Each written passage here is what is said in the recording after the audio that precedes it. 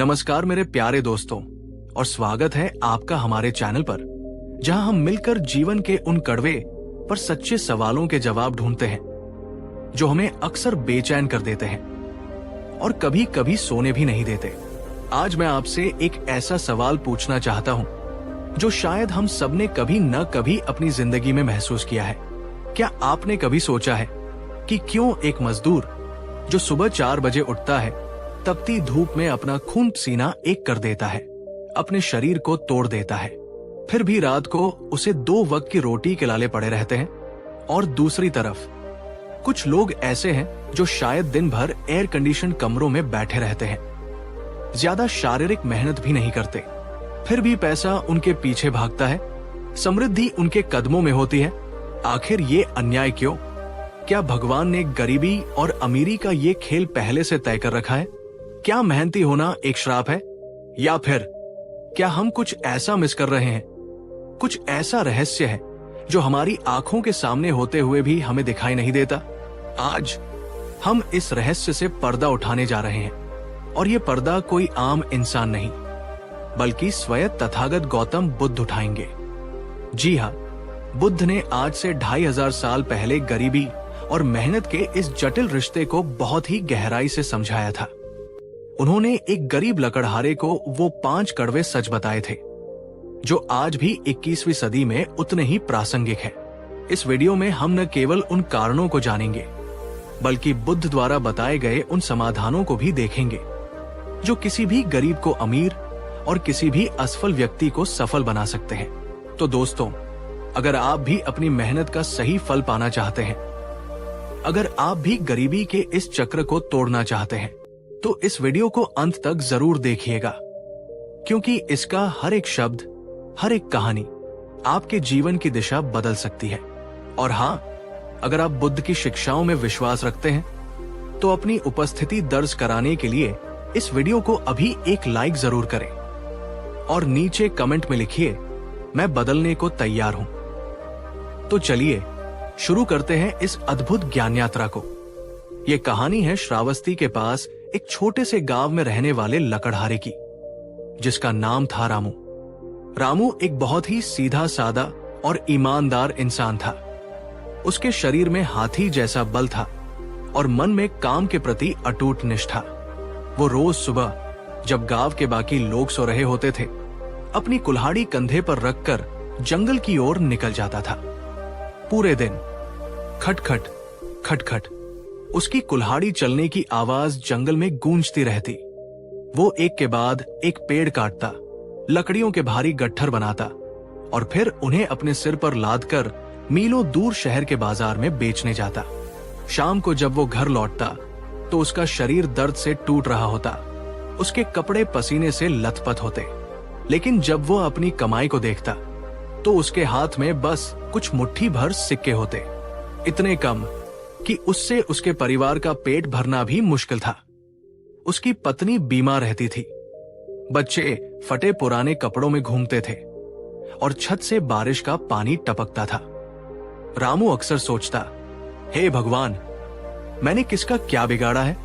मैं तो चोरी नहीं करता, झूठ नहीं बोलता, दिन रात मेहनत करता हूं, फिर भी मेरे घर में ये दरिद्रता क्यों है? क्या मेरा जन्म ही दुख भोगने के लिए हुआ है? दोस्तों, क्या आप में से किसी ने कभी रामू जैसा महसूस किया है? क्या आपको भी लगता है कि आपकी मेहनत की कद्र नहीं हो रही? अपने अनुभव नीचे कमेंट में जरूर शेयर करें। हम सब एक दूसरे से ही सीखते हैं। एक दिन रामू ने सुना कि गौतम बुद्ध जेतवन विहार में आए हुए हैं। उसने सुना था कि बुद्ध के पास हर समस्या का समाधान है। एक उम्मीद की किरण लेकर रामू बुद्ध के पास पहुंचा। वहां पहुंचकर उसने बुद्ध के तेजस्वी और शांत चेहरे को देखा और उसके सब्र का बांध टूट गया। वो उनके चरणों में गिरकर फूट फूट कर रोने लगा। उसने कहा, भगवान, मैं एक अभागा लकड़हारा हूं। मैं दिन रात मेहनत करता हूं, मेरा पसीना कभी सूखता नहीं, फिर भी मैं और मेरा परिवार दाने दाने को मोहताज है। जबकि मेरे पड़ोस में रहने वाला व्यापारी जो दोपहर तक सोता है और शायद मुझसे 10 गुना कम मेहनत करता है, वो ऐशराम की जिंदगी जी रहा है। ये कैसा न्याय है? क्या मेहनत का कोई मूल्य नहीं है? बुद्ध ने रामू के सिर पर हाथ फेरा और उसे शांत किया। उन्होंने कहा, वत्स, शांत हो जाओ। तुम्हारा प्रश्न बहुत गहरा है। तुम मेहनत तो कर रहे हो, पर तुम्हारी मेहनत एक ऐसी नाव की तरह है जिसमें छेद है। तुम कितनी भी तेजी से चप्पू चलाओ, वो नाव आगे नहीं बढ़ेगी, बल्कि डूबेगी ही। रामू ने हैरानी से पूछा, नाव में छेद? मेरा मतलब नहीं समझा भगवान। बुद्ध ने कहा, वत्स, गरीबी केवल धन की कमी नहीं है। गरीबी कुछ गलत आदतों, गलत सोच और गलत तरीकों का परिणाम है। मैं तुम्हें वो 5 कारण बताऊंगा जिनके कारण तुम इतनी मेहनत के बाद भी गरीब हो। दोस्तों, अब बुद्ध जो 5 कारण बताने जा रहे हैं, उन्हें बहुत ध्यान से सुनिएगा। हो सकता है इनमें से कोई एक कारण आपकी जिंदगी में भी रुकावट बना हो। बुद्ध ने पहला कारण बताते हुए कहा, रामू, पहली गलती यह है कि तुम कठोर मेहनत तो कर रहे हो, पर कुशल मेहनत नहीं कर रहे। तुम्हारी मेहनत दिशाहीन है। तुम रोज एक ही कुल्हाड़ी से एक ही तरह के पेड़ काटते हो।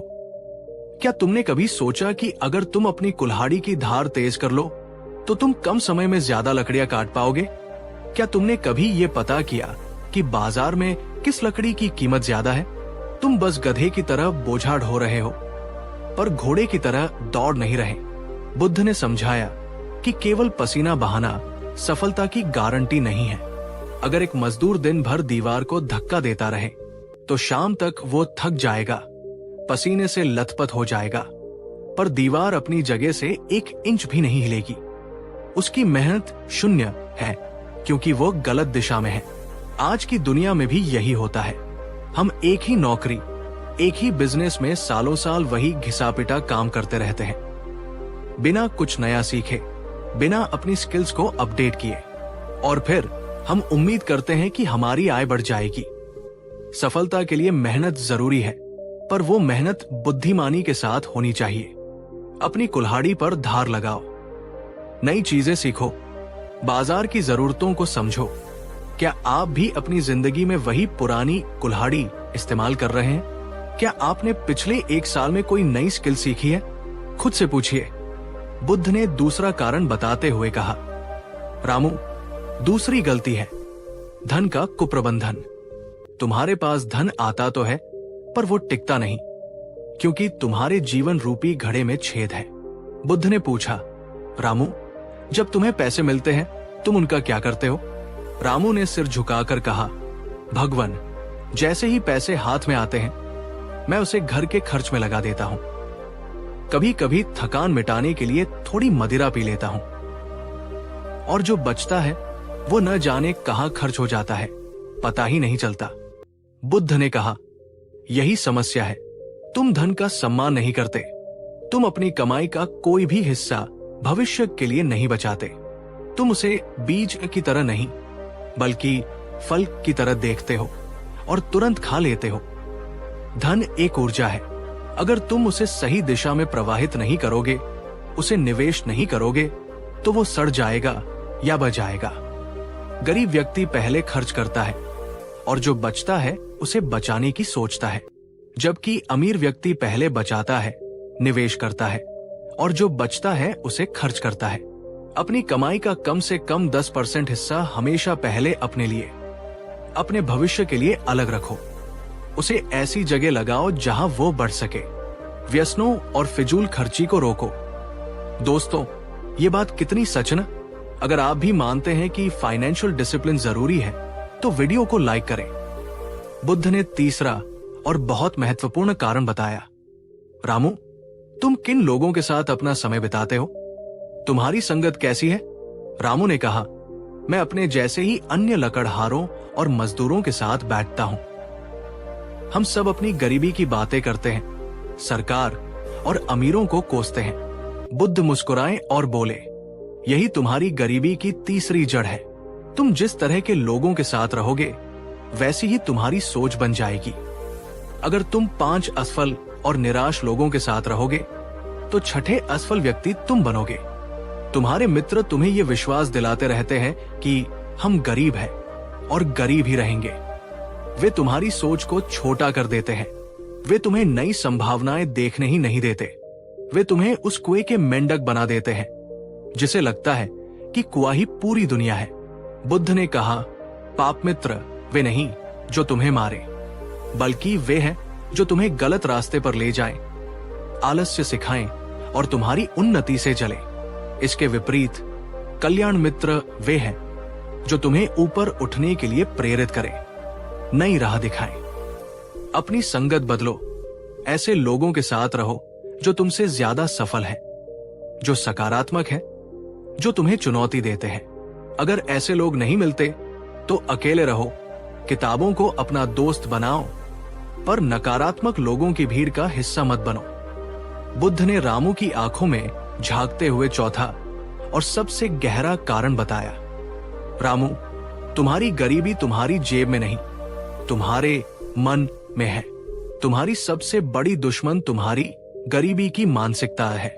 तुमने अपने अवचेतन मन में यह स्वीकार कर लिया है कि मैं गरीब हूं और मैं हमेशा गरीब ही रहूंगा। तुम खुद को अमीर बनने के लायक ही नहीं समझते। जब तुम्हारे सामने कोई बड़ा अवसर आता है तो तुम डर जाते हो और सोचते हो, ये मेरे लिए नहीं है। बुद्ध ने एक उदाहरण दिया, जैसे एक हाथी का बच्चा बचपन में जंजीर से बंधा होता है और उसे तोड़ नहीं पाता तो वो मान लेता है कि वो कमजोर है। बड़ा होकर जब वो विशाल और शक्तिशाली हो जाता है तब भी उसे एक पतली रस्सी से बांध दिया जाता है और वो उसे तोड़ने की कोशिश भी नहीं करता।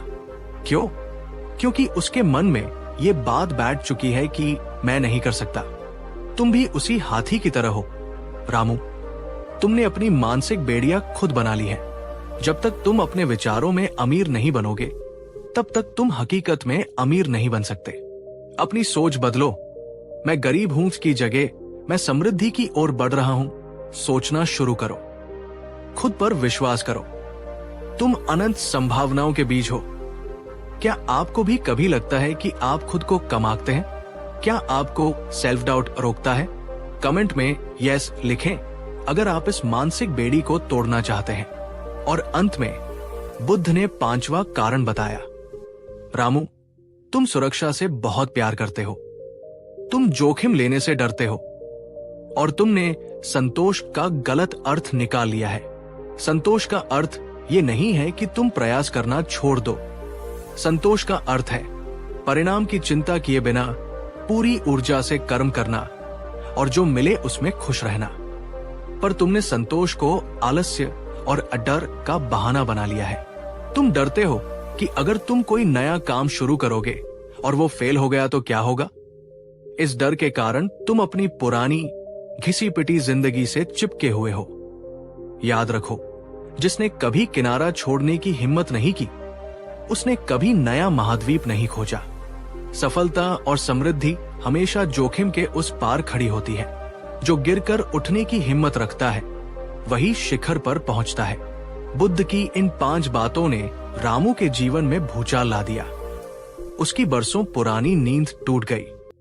उसे समझ आ गया कि उसकी गरीबी का कारण कोई भगवान या किस्मत नहीं, बल्कि उसकी अपनी अज्ञानता और गलतियां थी। उसने बुद्ध के चरणों में सिर झुकाया और एक नया संकल्प लिया। उसने अपनी मेहनत को दिशा दी। उसने लकड़ी काटने के साथ साथ लकड़ी की सुंदर मूर्तियां बनाना सीखा। उसने अपनी कमाई का हिस्सा बचाना और औजारों में निवेश करना शुरू किया।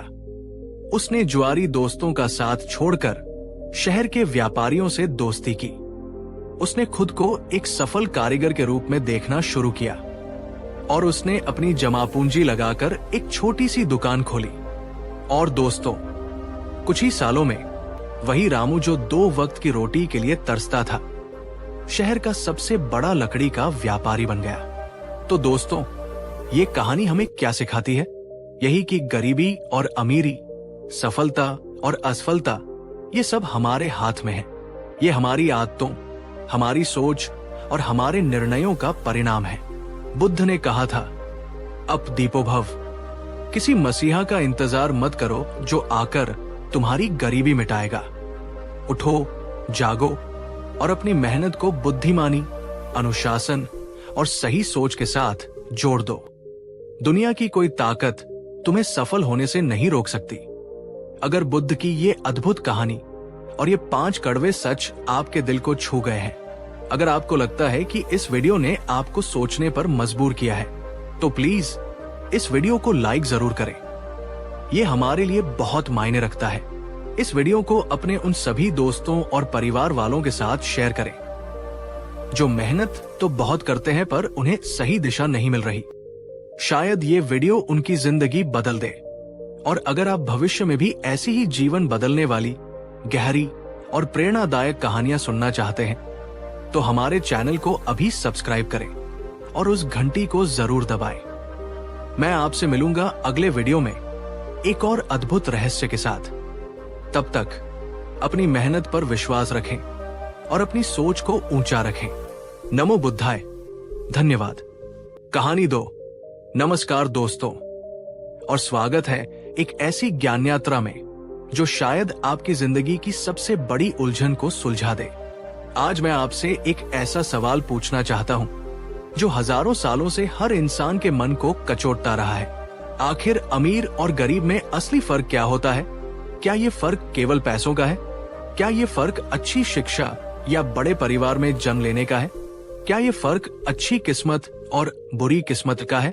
हम अक्सर सोचते हैं कि अगर हमारे पास भी उतने ही पैसे होते, उतने ही अवसर होते, तो हम भी अमीर बन जाते। पर क्या ये सच है? क्यों इतिहास ऐसे उदाहरणों से भरा पड़ा है जहां सड़क पर रहने वाले लोग सम्राट बन गए और महलों में पैदा हुए लोग सड़क पर आ गए? इसका मतलब है कि फर्क पैसों का नहीं है, फर्क अवसरों का नहीं है, फर्क किस्मत का भी नहीं है। फर्क किसी और बहुत ही गहरी, बहुत ही सूक्ष्म चीज का है। आज हम इस सबसे बड़े रहस्य से पर्दा उठाने जा रहे हैं, और ये पर्दा कोई अर्थशास्त्री या समाजशास्त्री नहीं, बल्कि स्वयं तथागत गौतम बुद्ध उठाएंगे। जी हाँ, बुद्ध ने आज से 2500 साल पहले धन, गरीबी और इन दोनों के बीच की अदृश्य दीवार को बहुत ही गहराई से समझाया था।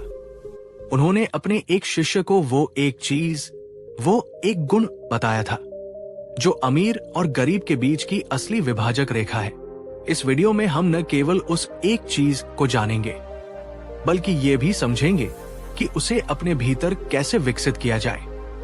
ये कहानी, ये ज्ञान आपके पैसे कमाने और जीवन जीने के पूरे तरीके को बदल सकता है। तो दोस्तों, अगर आप भी गरीबी की मानसिकता से निकलकर सच्ची समृद्धि की ओर बढ़ना चाहते हैं, तो इस वीडियो को अंत तक जरूर देखिएगा, क्योंकि इसका हर एक शब्द, हर एक कहानी आपके जीवन की दिशा बदल सकती है। और हाँ, अगर आप बुद्ध की शिक्षाओं में विश्वास रखते हैं, तो अपनी उपस्थिति दर्ज कराने के लिए इस वीडियो को अभी एक लाइक जरूर करें और नीचे कमेंट में लिखिए, मैं सीखने को तैयार हूं। तो चलिए शुरू करते हैं इस अद्भुत रहस्य की खोज। ये कहानी है उस समय की जब बुद्ध श्रावस्ती में निवास कर रहे थे। उसी नगर में 2 मित्र रहते थे, सुधन और निर्धन। वे दोनों एक ही गुरुकुल में पढ़े थे। उनके गुरु एक ही थे और दोनों ने एक समान शिक्षा प्राप्त की थी। दोनों ही बहुत बुद्धिमान और परिश्रमी थे। जब उनकी शिक्षा पूरी हुई तो उनके गुरु ने दोनों को आशीर्वाद के रूप में 10 से 10 सोने के सिक्के दिए और कहा, जाओ, अब तुम दोनों अपना जीवन आरंभ करो और अपनी शिक्षा का सदुपयोग करके सफलता प्राप्त करो। दोनों मित्रों ने अपने गुरु को प्रणाम किया और नगर की ओर चल पड़े। उनकी शुरुआत बिल्कुल एक समान थी, पर उनके भीतर, उनकी सोच में जमीन आसमान का अंतर था। सुधन के मन में हमेशा प्रचुरता का भाव रहता था। वो अवसरों को देखता था और अपने ज्ञान पर विश्वास रखता था। निर्धन के मन में हमेशा अभाव का भाव रहता था। वो समस्याओं को देखता था और उसे हमेशा अपनी किस्मत पर संदेह रहता था।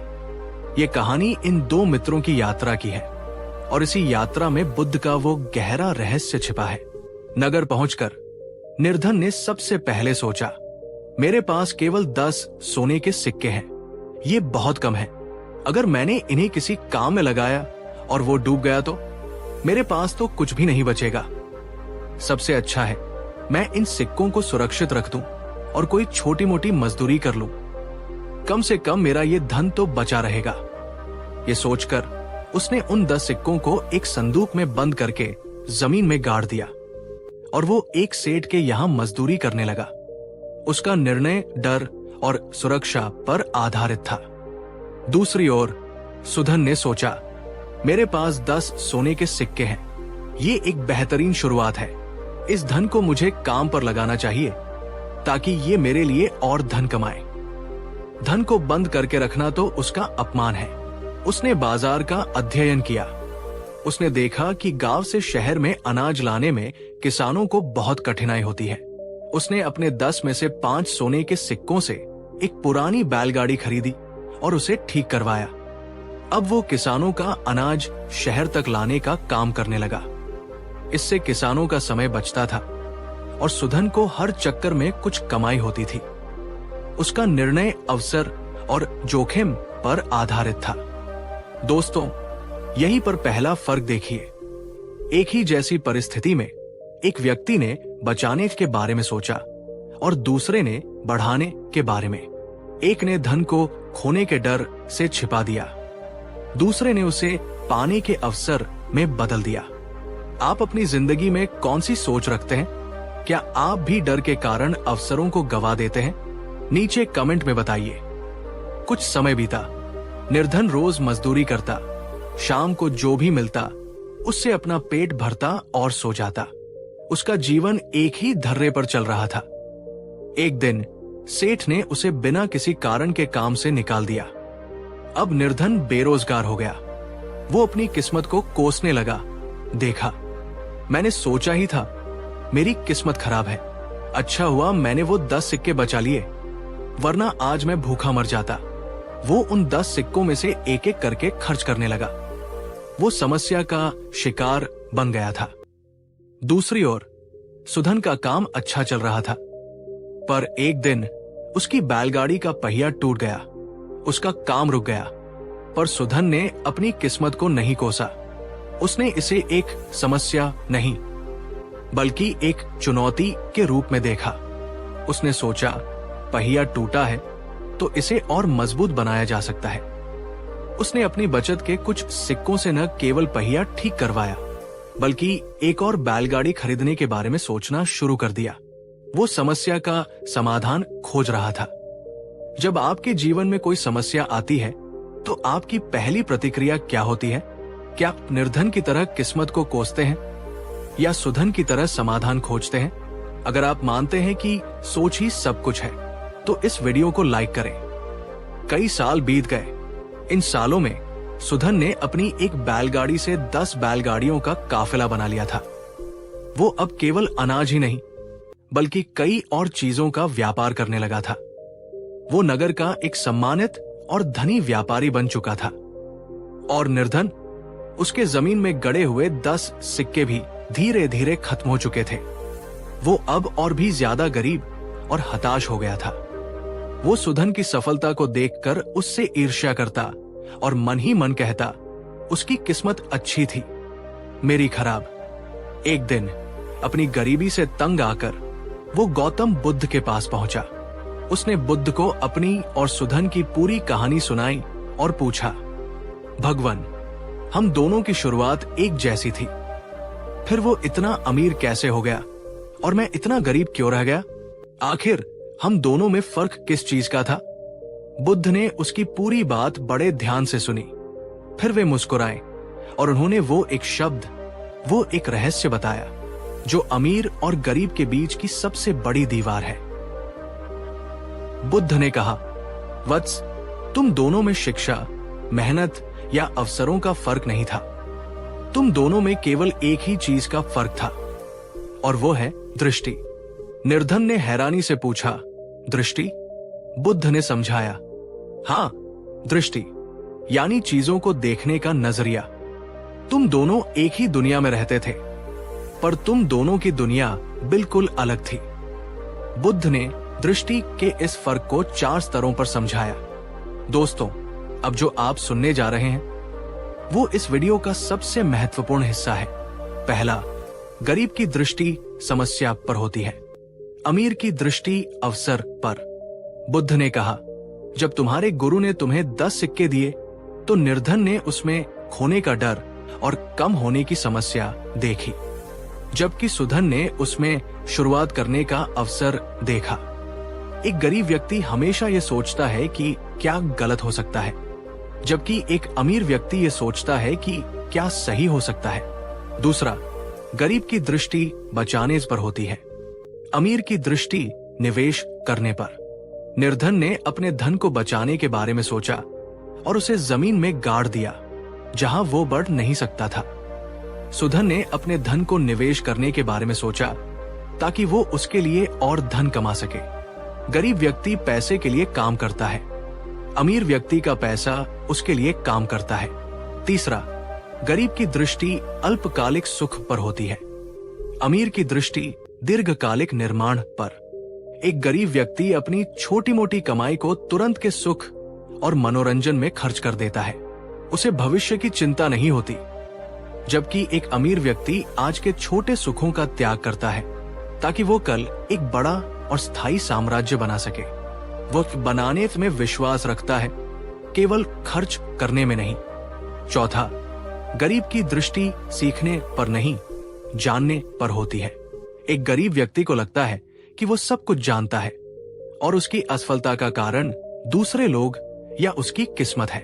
वो सीखने के लिए तैयार नहीं होता, जबकि एक अमीर व्यक्ति हमेशा एक विद्यार्थी बना रहता है।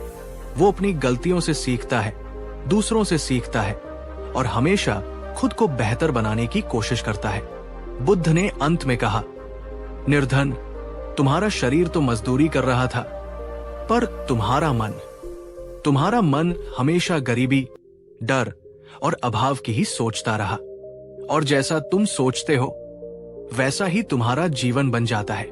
सुधन बाहर से अमीर बाद में बना, वो पहले अपनी दृष्टि में, अपनी सोच में अमीर था। अमीर और गरीब में फर्क धन का नहीं, दृष्टि का होता है। बुद्ध की इन बातों ने निर्धन के मन पर पड़े अज्ञान के पर्दे को हटा दिया।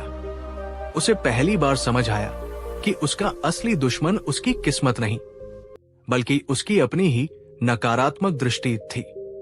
उसने बुद्ध के चरणों में संकल्प लिया कि वो आज से अपनी दृष्टि को बदलेगा। तो दोस्तों, ये कहानी हमें क्या सिखाती है? यही कि गरीबी और अमीरी केवल बैंक बैलेंस का नाम नहीं है, ये एक मानसिक अवस्था है। आप आज चाहे किसी भी स्थिति में हो, आपके पास चाहे एक भी रुपया ना हो, पर अगर आपकी दृष्टि सुधन जैसी है, अगर आप समस्याओं में अवसर देखते हैं, अगर आप सीखने के लिए तैयार हैं, अगर आप अपने धन को बढ़ाने में विश्वास रखते हैं, तो दुनिया की कोई ताकत आपको अमीर बनने से नहीं रोक सकती। और अगर आपके पास करोड़ों रुपए भी हो, पर आपकी दृष्टि निर्धन जैसी है, आप डर में जीते हैं, आप सीखते नहीं हैं और केवल किस्मत को कोसते हैं, तो एक दिन वो धन भी आपके पास नहीं रहेगा।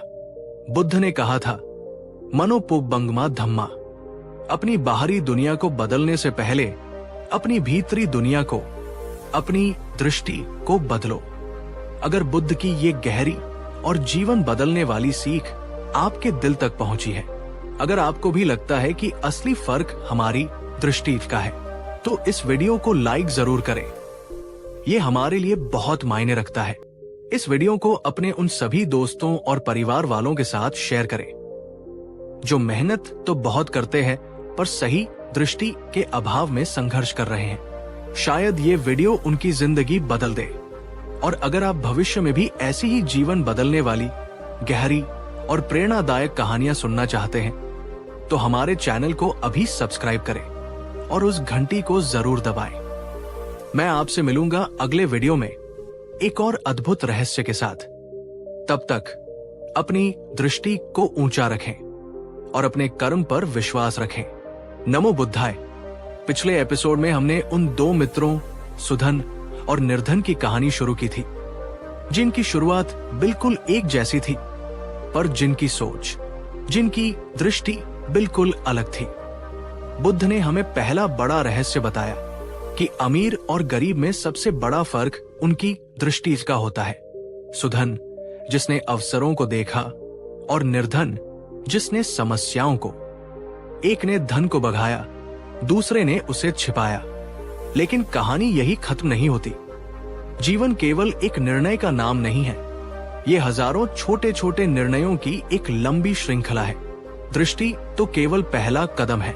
आज के इस दूसरे भाग में हम उस यात्रा को और आगे ले जाएंगे, जहां सुधन और निर्धन के सामने जीवन की असली चुनौतियां आती हैं और वे उन चुनौतियों का सामना कैसे करते हैं। यहीं पर बुद्ध हमें अमीर और गरीब के बीच का दूसरा और शायद सबसे ज्यादा व्यावहारिक रहस्य बताते हैं। यह रहस्य बताएगा कि क्यों कुछ लोग समस्याओं से टूट जाते हैं और कुछ लोग उन्हीं समस्याओं को सीधी बनाकर और ऊपर चढ़ जाते हैं। तो चलिए इस गहरी यात्रा में एक और कदम आगे बढ़ाते हैं। अगर आप पिछले एपिसोड से हमारे साथ हैं और ये जानने को उत्सुक हैं कि आगे क्या हुआ, तो इस वीडियो को अभी एक लाइक जरूर करें। कुछ महीने बीत गए। सुधन का काम धीरे धीरे जमने लगा था। वो अपनी बैलगाड़ी से किसानों का अनाज शहर तक पहुंचाता और अच्छी कमाई कर रहा था। उसके पास अब कुछ बचत भी होने लगी थी। दूसरी ओर निर्धन एक सेठ के यहां मजदूरी कर रहा था। उसे रोज शाम को कुछ सिक्के मिल जाते, जिससे उसका गुजारा चल रहा था। उसका छिपाया हुआ धन अभी भी सुरक्षित था और वो इसी बात से संतुष्ट था। फिर दोनों के जीवन में एक साथ एक बड़ी चुनौती आई। एक ऐसी चुनौती जो उनकी दृष्टि की असली परीक्षा लेने वाली थी। एक दिन जब सुधन अनाज से भरी अपनी बैलगाड़ी लेकर शहर जा रहा था, तो रास्ते में एक बड़े गड्ढे के कारण उसकी बैलगाड़ी का पहिया टूट गया। सारा अनाज जमीन पर बिखर गया। उसे भारी नुकसान हुआ और लगभग उसी दिन जिस सेठ के यहां निर्धन काम करता था, उसने बिना किसी स्पष्ट कारण के निर्धन को काम से निकाल दिया। अब निर्धन बेरोजगार हो गया था। बाहरी परिस्थिति दोनों के लिए लगभग एक जैसी थी। दोनों का काम रुक गया था, दोनों को नुकसान हुआ था। पर इस परिस्थिति पर दोनों की प्रतिक्रिया, उनकी प्रतिक्रिया की दृष्टि बिल्कुल अलग थी। दोस्तों, जब आपके जीवन में अचानक कोई बड़ी समस्या आती है, जैसे नौकरी का छूटना या व्यापार में नुकसान, तो आपकी पहली प्रतिक्रिया क्या होती है? क्या आप घबरा जाते हैं, निराश हो जाते हैं, या आप शांति से समाधान के बारे में सोचते हैं? अपनी सच्ची प्रतिक्रिया नीचे कमेंट में बताइए। अब देखिए दोनों ने इस चुनौती का सामना कैसे किया। निर्धन जैसे ही बेरोजगार हुआ, उसका पहला विचार था, देखा, मैंने सोचा ही था, मेरी किस्मत खराब है। मैं जब भी कुछ करने की कोशिश करता हूं, मेरे साथ बुरा ही होता है। ये दुनिया अन्यायी है। वो क्रोध, निराशा और आत्महत्या से भर गया। उसने किसी और काम को खोजने का प्रयास करने के बजाय अपनी झोपड़ी में बैठकर अपनी किस्मत को कोसना शुरू कर दिया। उसने सोचा, अच्छा हुआ मैंने वो 10 सोने के सिक्के बचा कर रखे थे, अब कुछ दिन उनसे गुजारा करूंगा। उसने समस्या को एक पूर्ण विराम मान लिया था। उसकी प्रतिक्रिया प्रतिक्रियावादी थी। अब सुधन की ओर देखिए, उसका भी नुकसान हुआ था, वो भी परेशान था। पर उसका पहला विचार ये नहीं था कि मेरी किस्मत खराब है। उसका पहला विचार था, ठीक है, ये हो गया है, अब आगे क्या? उसने बिखरे हुए अनाज को देखा और सोचा, इसमें से कितना बचाया जा सकता है। उसने टूटे हुए पहिए को देखा और सोचा, ये क्यों टूटा? क्या ये कमजोर था? अगली बार इसे और मजबूत कैसे बनाया जा सकता है? वो समस्या पर रोने के बजाय समस्या के कारण और उसके समाधान पर ध्यान केंद्रित कर रहा था। उसने इस नुकसान को एक पूर्ण विराम नहीं, बल्कि एक सबक माना। उसकी प्रतिक्रिया सक्रिय थी। वो वापस गांव गया, एक कारीगर को बुलाया और अपनी बचत के कुछ सिक्कों से उस पहिए को पहले से भी ज्यादा मजबूत बनवाया। इस प्रक्रिया में उसने पहियों के बारे में कुछ नई बातें भी सीखी। कई वर्षों बाद जब निर्धन अपनी गरीबी से तंग आकर बुद्ध के पास पहुंचा और अपनी कहानी सुनाई, तो बुद्ध ने उसे अमीर और गरीब के बीच का यह दूसरा बड़ा रहस्य बताया। बुद्ध ने कहा, वत्स, तुम्हारे और सुधन के बीच का दूसरा बड़ा फर्क तुम्हारी प्रतिक्रिया में था। जीवन में क्या होता है ये हमेशा तुम्हारे नियंत्रण में नहीं होता। बैलगाड़ी का पहिया टूट सकता है, नौकरी छूट सकती है, बाढ़ आ सकती है, ये बाहरी परिस्थितियां हैं। लेकिन उस घटना पर तुम प्रतिक्रिया कैसे करते हो ये हमेशा हर हाल में तुम्हारे नियंत्रण में होता है। यही मनुष्य की सबसे बड़ी स्वतंत्रता है, प्रतिक्रिया चुनने की स्वतंत्रता। बुद्ध ने समझाया, निर्धन व्यक्ति घटनाओं का गुलाम होता है। उसके साथ कुछ बुरा होता है तो वह दुखी हो जाता है, क्रोधित हो जाता है और शिकायत करने लगता है।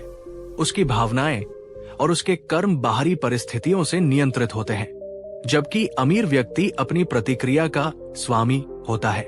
उसके साथ कुछ बुरा होता है तो वो रुकता है, सोचता है और ये चुनता है कि उसे इस स्थिति में कैसे व्यवहार करना है जो उसके दीर्घकालिक लक्ष्य के लिए सबसे अच्छा हो।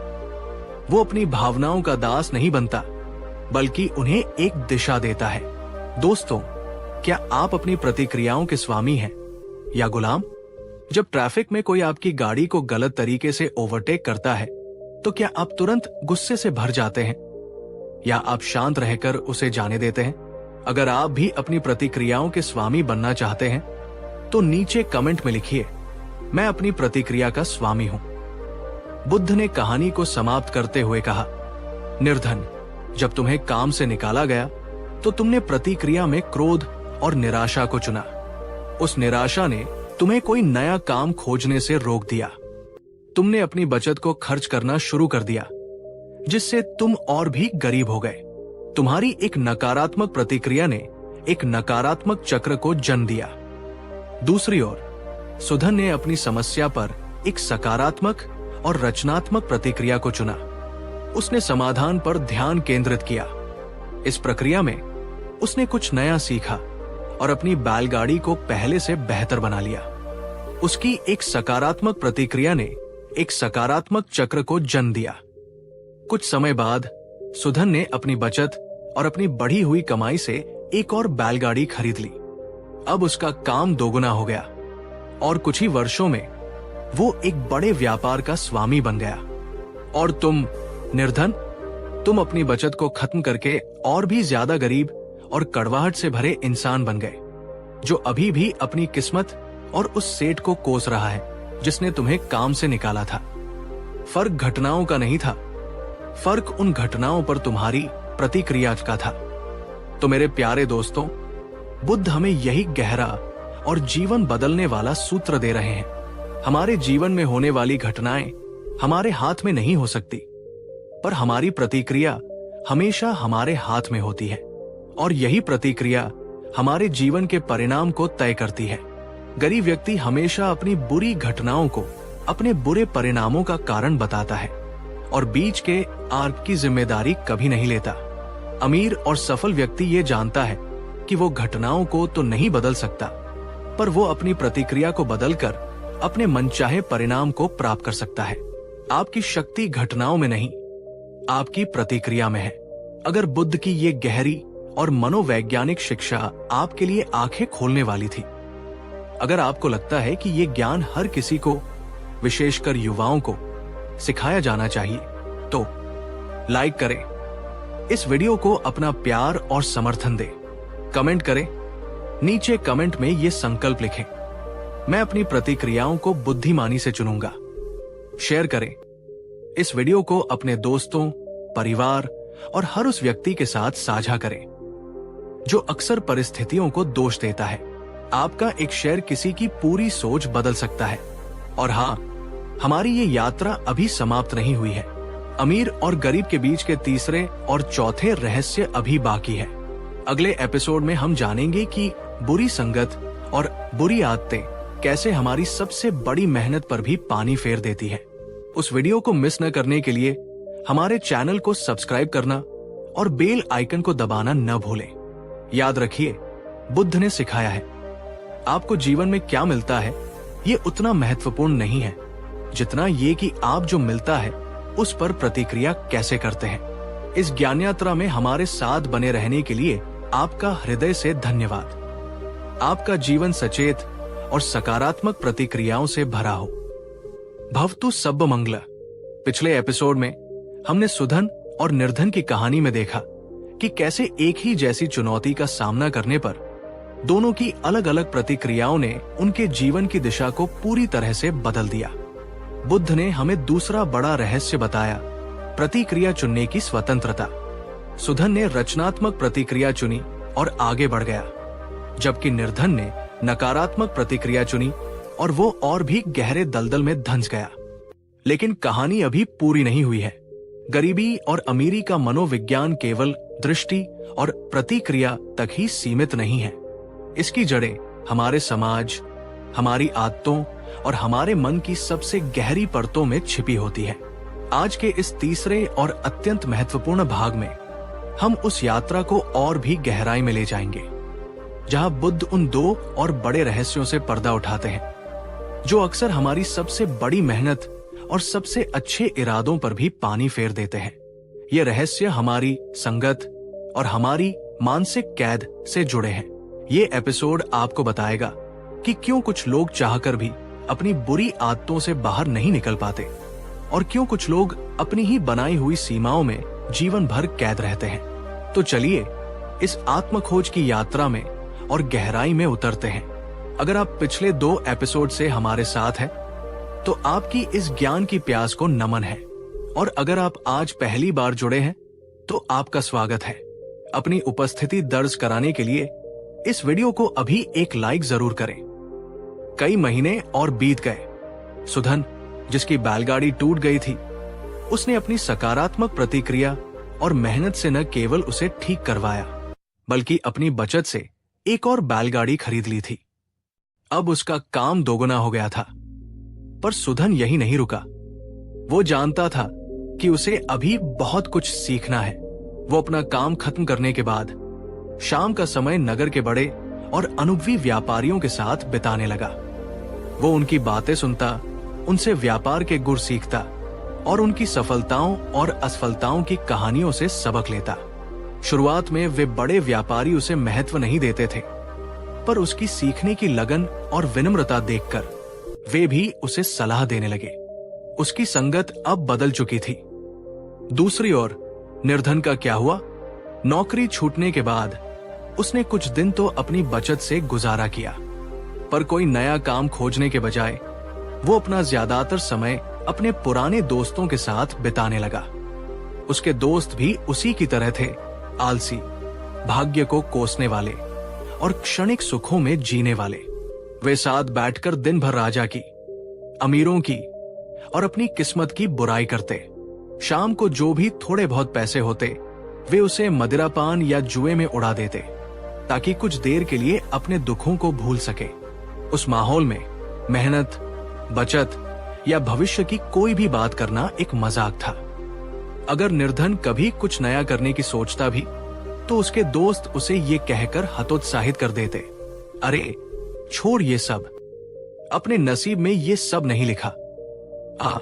2 घूंट पी और सब भूल जा। निर्धन चाहकर भी उस नकारात्मक दलदल से बाहर नहीं निकल पा रहा था। उसकी संगत उसे और भी नीचे खींच रही थी। दोस्तों, क्या ये आज के समाज की सच्चाई नहीं है? कहा जाता है, आप उन 5 लोगों का औसत होते हैं जिनके साथ आप अपना सबसे ज्यादा समय बिताते हैं। जरा ईमानदारी से सोचिए, आपके सबसे करीबी 5 लोग कौन हैं? क्या वे आपको ऊपर उठाते हैं या नीचे खींचते हैं? नीचे कमेंट में बताइए। क्या आप मानते हैं कि संगत का हमारी सफलता पर गहरा असर पड़ता है? जब निर्धन ने बुद्ध को अपनी ये व्यथा सुनाई, तो बुद्ध ने उसे अमीर और गरीब के बीच का ये तीसरा बड़ा रहस्य बताया। बुद्ध ने कहा, वत्स, तुम्हारी गरीबी और तुम्हारी प्रगति के रुक जाने का तीसरा और बहुत शक्तिशाली कारण है तुम्हारी संगत। तुम किन लोगों के साथ अपना सबसे कीमती उपहार यानी अपना समय बिताते हो, यही तुम्हारी सोच और तुम्हारे भविष्य की दिशा तय करता है। बुद्ध ने एक बहुत ही सुंदर उदाहरण दिया। उन्होंने पास के तालाब में खिले एक कमल के पत्ते की ओर इशारा किया और कहा, देखो उस कमल के पत्ते को। बारिश की बूंदें उस पर गिरती तो है, पर टिकती नहीं, फिसल जाती है। क्योंकि उस पत्ते की सतह चिकनी और ऊपर की ओर उठी हुई है। तुम्हारा मन भी उस कमल के पत्ते जैसा होना चाहिए, जो नकारात्मकता को खुद पर टिकने न दे। और ऐसी क्षमता कल्याण मित्रों की संगत से आती है। बुद्ध ने 2 प्रकार के मित्रों का वर्णन किया। पहला, पाप मित्रता। वे लोग जो तुम्हें आलस्य की ओर ले जाएं, जो तुम्हें नशे और व्यर्थ के मनोरंजन के लिए प्रेरित करें, जो तुम्हारी मेहनत का मजाक उड़ाएं और तुम्हारी बचत को फिजूल खर्ची बताएं, जो हमेशा किस्मत को कोसें और दूसरों में दोष ढूंढें। वे तुम्हारे मित्र नहीं, वे तुम्हारी समृद्धि के शत्रु हैं। उनकी संगत उस कीचड़ की तरह है जो तुम्हें अपनी ओर खींचेगी और तुम्हारे कमल को खिलने नहीं देगी। दूसरा, कल्याण मित्रता। और वे लोग जो तुम्हें उद्यम और परिश्रम के लिए प्रेरित करें, जो तुम्हें ज्ञान और नई कुशलता सीखने की राह दिखाएं, जो तुम्हें बुरी आदतों से दूर रखें और तुम्हारी बचत करने पर तुम्हें सराहें, जो सकारात्मक और आशावान हो। वे तुम्हारे सच्चे कल्याण मित्र हैं। उनकी संगत उस हवा की तरह है जो तुम्हारे कमल को खिलने में मदद करती है। बुद्ध ने यहां तक कहा था कि एक कल्याण मित्र का मिलना इस संसार में सबसे बड़े खजाने के मिलने जैसा है। निर्धन को अपनी संगत की गलती तो समझ आ गई, पर बुद्ध जानते थे कि असली और सबसे गहरी जड़ अभी भी बाकी है। तब बुद्ध ने उसे अमीर और गरीब के बीच का चौथा और सबसे गहरा रहस्य बताया। बुद्ध ने कहा, निर्धन, तुम्हारी गरीबी का चौथा और अंतिम कारण कोई बाहरी चीज नहीं है, वो तुम्हारे अपने ही मन के भीतर है। वो है तुम्हारी मानसिक कैद, जिसे गरीबी की मानसिकता कहते हैं। बुद्ध ने उसे समझाने के लिए एक बहुत ही शक्तिशाली कहानी सुनाई। एक बार एक व्यक्ति एक नगर से गुजर रहा था। उसने देखा कि कुछ बहुत ही विशाल और शक्तिशाली हाथियों को बस एक पतली सी रस्सी से उनके अगले पैर में बांध कर रखा गया है। न कोई मोटी जंजीर थी, न कोई मजबूत पिंजरा। वो व्यक्ति ये देखकर बहुत हैरान हुआ। उसने महावत से पूछा, ये कैसे संभव है? ये हाथी तो इतने शक्तिशाली है कि वे एक झटके में इस पतली सी रस्सी को तोड़कर आजाद हो सकते हैं, पर वे ऐसा प्रयास भी क्यों नहीं कर रहे हैं? महावत ने मुस्कुराकर जवाब दिया, श्रीमान, जब ये हाथी छोटे बच्चे थे तब हम इन्हें इसी रस्सी से बांधते थे। उस समय ये रस्सी उन्हें काबू में रखने के लिए काफी मजबूत थी। उन्होंने इसे तोड़ने की बहुत कोशिश की, पर तोड़ नहीं पाए। धीरे धीरे उन्होंने ये मान लिया कि ये रस्सी तोड़ी नहीं जा सकती। अब वे इतने विशाल और शक्तिशाली हो गए हैं, पर उनके मन में आज भी वही बचपन का विश्वास बैठा हुआ है कि ये रस्सी बहुत मजबूत है और वे इसे कभी नहीं तोड़ पाएंगे। वे शारीरिक रूप से नहीं, बल्कि अपने मानसिक विश्वास से बंधे हुए हैं। कहानी खत्म करने के बाद बुद्ध ने निर्धन की आंखों में सीधे झांकते हुए कहा, निर्धन, तुम भी उसी हाथी की तरह हो। बचपन की गरीबी, समाज के ताने और बार बार की असफलताओं ने तुम्हारे मन में ये विश्वास बिठा दिया है कि तुम गरीब हो और तुम हमेशा गरीब ही रहोगे। तुम सफलता के लायक नहीं हो। अमीर बनना तुम्हारे बस की बात नहीं है। ये गरीबी की मानसिकता ही वो अदृश्य रस्सी है जिसने तुम्हारी अपार शक्ति को बांध रखा है। जब तक तुम इस मानसिक रस्सी को नहीं तोड़ोगे, तब तक तुम कभी भी अपनी गरीबी से मुक्त नहीं हो सकते, चाहे तुम्हें कितने भी अवसर क्यों न मिल जाएं। दोस्तों, क्या आपके मन में भी कोई ऐसी अदृश्य रस्सी है, कोई ऐसा पुराना विश्वास जो आपको ये कहता है कि तुम ये नहीं कर सकते? अगर आप आज उस मानसिक रस्सी को तोड़ने का संकल्प लेते हैं, तो नीचे कमेंट में लिखिए, मैं आजाद हूं। बुद्ध की इन बातों ने निर्धन के मन की सारी जंजीरों को तोड़ दिया। उसे आज अपनी गरीबी का पूरा नक्शा साफ साफ दिखाई दे रहा था। उसे समझ आ गया कि सुधन अमीर इसलिए बना क्योंकि उसकी दृष्टि सकारात्मक थी, उसकी प्रतिक्रिया रचनात्मक थी, उसकी संगत प्रेरक थी और उसकी मानसिकता अमीरी की थी। और वो गरीब इसलिए रह गया क्योंकि वो इन चारों ही मामलों में ठीक उल्टा था। उसने बुद्ध के चरणों में सिर रखकर संकल्प लिया, भगवान, आज आपने मुझे मेरी बाहरी गरीबी नहीं, बल्कि मेरी आंतरिक गरीबी का दर्शन करा दिया है। मैं आज से ही अपनी दृष्टि, अपनी प्रतिक्रिया, अपनी संगत और अपनी मानसिकता को बदलने का पुरुषार्थ करूंगा। और कहते हैं, उस दिन के बाद निर्धन ने कभी पीछे मुड़कर नहीं देखा। उसने मेहनत की, पर अब बुद्धिमानी से। उसने बचत की, पर अब निवेश करने के लिए। उसने नए मित्र बनाए जो उसे आगे बढ़ाते थे। और सबसे बढ़कर उसने अपने मन से ये विश्वास मिटा दिया कि वो गरीब है। उसे सुधन जितना अमीर बनने में कई साल लग गए, पर वो एक सुखी, सम्मानित और आत्मनिर्भर जीवन जीने में सफल रहा। तो मेरे प्यारे दोस्तों, बुद्ध हमें यही 4 गहरे और जीवन बदलने वाले रहस्य बता रहे हैं, जो अमीर और गरीब के बीच का असली फर्क तय करते हैं। पहला, आपकी दृष्टि। आप अवसर देखते हैं या समस्या? दूसरा, आपकी प्रतिक्रिया। आप समाधान खोजते हैं या शिकायत करते हैं? तीसरा, आपकी संगत। आप ऊपर उठते हैं या नीचे गिरते हैं?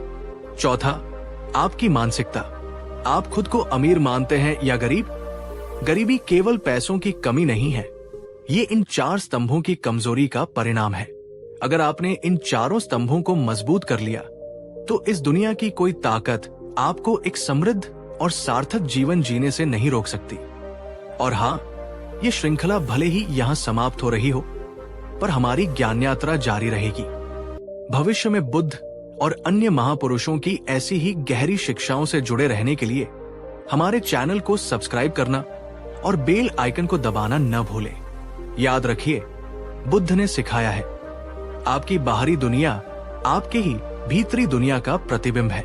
पहले भीतर से अमीर बनिए, बाहर की अमीरी आपके पीछे आएगी। इस ज्ञान यात्रा में हमारे साथ बने रहने के लिए आपका हृदय से धन्यवाद। आपका जीवन सच्ची समृद्धि से भरा हो। भवतु सब्ब मंगल।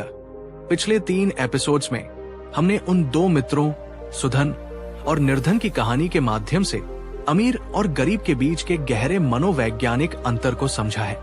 हमने जाना कि कैसे उनकी दृष्टि, उनकी प्रतिक्रिया और उनकी संगत ने उनके जीवन की दिशा को पूरी तरह से अलग कर दिया। निर्धन को अब अपनी गलतियां समझ आने लगी थी। उसे ये दिखने लगा था कि उसकी गरीबी का कारण केवल बाहरी परिस्थितियां नहीं, बल्कि उसके अपने ही निर्णय और आदतें थी। उसे लग रहा था कि अब उसे सफलता का सूत्र मिल गया है, पर बुद्ध जानते थे कि सबसे बड़ी, सबसे गहरी और सबसे अदृश्य जड़ अभी भी बाकी है। एक ऐसी जड़ जो अगर न काटी गई तो बाकी सारे प्रयास अधूरे रह जाएंगे। एक ऐसी मानसिक जेल जिसकी दीवारें तो नहीं है, पर जिसकी कैद सबसे मजबूत है। आज के इस अंतिम और सबसे महत्वपूर्ण एपिसोड में हम उस यात्रा को उसके शिखर तक ले जाएंगे, जहां बुद्ध गरीबी और अमीरी के उस चौथे और सबसे गहरे रहस्य से पर्दा उठाते हैं, जो बताता है कि अमीर और अमीर क्यों होता जाता है और गरीब अक्सर गरीबी के चक्र में ही क्यों फंसा रह जाता है। तो चलिए इस आत्म रूपांतरण की यात्रा के अंतिम चरण में प्रवेश करते हैं। अगर आप पिछले 3 एपिसोड से हमारे साथ हैं, तो आपकी इस ज्ञान की प्यास को नमन है। इस वीडियो को अंत तक देखिएगा, क्योंकि बुद्ध की ये अंतिम शिक्षा आपके धन, आपकी समृद्धि और आपकी अपनी कीमत के बारे में आपकी पूरी सोच को जड़ से बदल सकती है। और हाँ, अपनी उपस्थिति दर्ज कराने और इस ज्ञान यज्ञ में अपनी आहुति डालने के लिए इस वीडियो को अभी एक लाइक जरूर करें। बुद्ध के दिए गए 3 सूत्रों ने निर्धन के मन पर एक अमिट छाप छोड़ी थी। वो अब खुद को एक असहाय पीड़ित के रूप में नहीं, बल्कि एक ऐसे व्यक्ति के रूप में देख रहा था जिसके हाथ में अपनी स्थिति को बदलने के औजार थे। फिर भी एक अंतिम संशय उसके मन में कांटे की तरह चुभ रहा था। उसने अपने दोनों हाथों को जोड़कर बड़ी ही विनम्रता और हिम्मत के साथ अपना अंतिम प्रश्न रखा।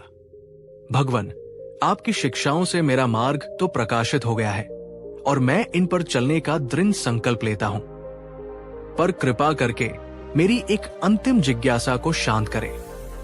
मैंने अक्सर देखा है कि जो लोग पहले से ही अमीर हैं, जैसे सुधन, उनके लिए धन कमाना और भी आसान होता जाता है। पैसा पैसे को खींचता है उनके लिए नए अवसर आसानी से खुल जाते हैं, जबकि एक गरीब व्यक्ति जब आगे बढ़ने की कोशिश करता है तो उसे हजार बाधाओं का सामना करना पड़ता है। ऐसा लगता है जैसे अमीरी एक चुंबक है जो और अमीरी को खींचती है, और गरीबी एक दलदल है जो और नीचे धंसाती है। इसके पीछे क्या रहस्य है भगवान? निर्धन का ये प्रश्न सुनकर बुद्ध की आंखों में एक गहरी चमक आ गई। वे प्रसन्न हुए कि निर्धन अब केवल सतही समस्याओं को नहीं बल्कि जीवन के सूक्ष्म नियमों को समझने का प्रयास कर रहा है। दोस्तों, क्या आपने भी कभी ऐसा महसूस किया है कि अमीरों के लिए मौके आसानी से मिल जाते हैं जबकि गरीबों के लिए हर रास्ता मुश्किल होता है? इसे अक्सर लोग किस्मत या अन्याय का नाम दे देते हैं, पर क्या इसका कोई मनोवैज्ञानिक कारण भी हो सकता है? आप इस बारे में क्या सोचते हैं? नीचे कमेंट में जरूर बताइए। बुद्ध मुस्कुराए। उन्होंने कहा, निर्धन, तुमने बहुत गहरा प्रश्न किया है। अमीर और अमीर क्यों होता है और गरीब गरीबी में क्यों फंसा रहता है? इसका सबसे बड़ा कारण कोई बाहरी शक्ति नहीं बल्कि एक आंतरिक अवस्था है। ये तुम्हारे मन की अपनी ही बनाई हुई कैद है। बुद्ध ने उसे समझाने के लिए एक बहुत ही शक्तिशाली कहानी सुनाई। एक बार एक व्यक्ति एक नगर से गुजर रहा था। उसने देखा कि कुछ बहुत ही विशाल और शक्तिशाली हाथियों को बस एक पतली सी रस्सी से उनके अगले पैर में बांध कर रखा गया है। न कोई मोटी जंजीर थी, न कोई मजबूत पिंजरा। वो व्यक्ति ये देखकर बहुत हैरान हुआ। उसने महावत से पूछा, ये कैसे संभव है? ये हाथी तो इतने शक्तिशाली है कि वे एक झटके में इस पतली सी रस्सी को तोड़कर आजाद हो सकते हैं, पर वे ऐसा प्रयास भी क्यों नहीं कर रहे हैं?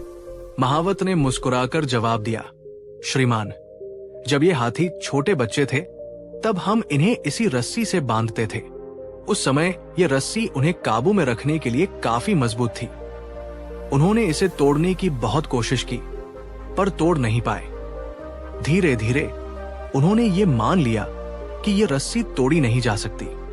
अब वे इतने विशाल और शक्तिशाली हो गए हैं, पर उनके मन में आज भी वही बचपन का विश्वास बैठा हुआ है कि ये रस्सी बहुत मजबूत है और वे इसे कभी नहीं तोड़ पाएंगे।